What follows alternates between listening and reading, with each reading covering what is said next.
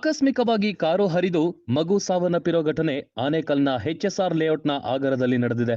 1.5 ವರ್ಷದ ಶೈಜಾ ಜನ್ನತ್ ಮೃತ ಕಂದಮ್ಮ. ಏಪ್ರಿಲ್ 21ರ ರಾತ್ರಿ 11:30ಕ್ಕೆ ಘಟನೆ ನಡೆದಿದೆ. ಸಂಬಂಧಿಗಳ ಮನೆಗೆ ಎಂದು ಚನ್ನಪಟ್ಟಣಕ್ಕೆ ಹೋಗಿದ್ದ ಕುಟುಂಬ ವಾಪಸ್ಸಾಗಿತ್ತು. ಕಾರ್ನಿಂದ ಇಳಿದು ಎಲ್ಲರೂ ಮನೆಯೊಳಗೆ ಹೋಗಿದ್ರು. ಮಗುವಿನ ತಂದೆ ಕಾರ್ನಿಂದ ಲಗೇಜ್ ತೆಗೆದು ಮನೆಯೊಳಗೆ ಇಡ್ತಿದ್ರು. ಈ ವೇಳೆ ಮಗು ತಂದೆಯ ಹತ್ತಿರ ಓಡಿ ಬಂದಿದೆ. ಕಾರ್ನಲ್ಲಿದ್ದ ಲಗೇಜ್ ಮನೆಯೊಳಗೆ ಇಡ್ತಿದ್ದಾಗ ಮಗು ಕಾರಿನ ಡೋರ್ ಬಳಿಯೇ ನಿಂತಿತ್ತು. ಆದ್ರೆ ಇದನ್ನ ತಂದೆ ಗಮನಿಸಿರಲಿಲ್ಲ.